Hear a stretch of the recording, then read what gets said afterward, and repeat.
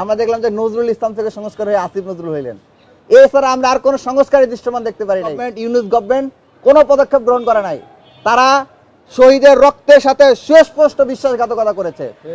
Interim government দায়িত্ব নেওয়ার পর থেকে তারা বিপ্লবের ভাষা হারিয়ে, বিপ্লব থেকে চ্যুত হয়ে তারা সম্পূর্ণভাবে সুশীল আচরণের মাধ্যমে কার্যত তারা ফেসিবাদী লীগকেই সুবিধাভোগী করে তুলছে, সহযোগিতা করে তুলছে।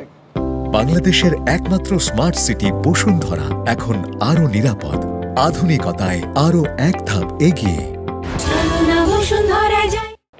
তাদের দরকার ছিল 5 আগস্টের পরে দায়িত্ব পাওয়ার পর প্রথমেই পুলিশ লীগের বিচার করা, র্যাবের বিচার করা, সেনাবাহিনী যে সকল অফিসাররা আছে তাদের বিচার করা। কিন্তু তারা একজনেরও বিচার করে নাই, কারো বিচার করে নাই, বরং তাদেরকে অনেককে পালিয়ে যেতে সুযোগ করে দিয়েছে। আপনারা দেখেছেন হাসান মাহমুদকে গ্রেপ্তার করা হয়েছিল, এরপরে আমরা দেখতে পাই হাসান মাহমুদ বিদেশ থেকে ভিডিও বার্তা দেয়। আমরা দেখছিলাম যে এয়ারপোর্ট থেকে উত্তর ছাত্রলীগের সভাপতি রিয়াজ এবং সৈকতকে একসাথে গ্রেপ্তার করা হয়েছে।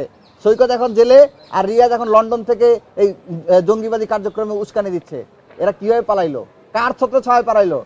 এই ব্যাপারে ইন্টারিম গভর্নমেন্ট, ইউনূস গভর্নমেন্ট কোনো পদক্ষেপ গ্রহণ করে নাই।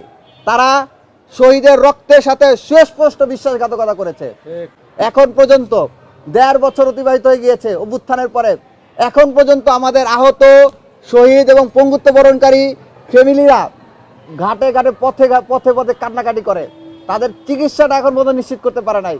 ন্যূনতম কর্মসংস্থানের যে ব্যবস্থা করা দরকার ছিল সেই ব্যাপারে কোনো পদক্ষেপ গ্রহণ করে নাই।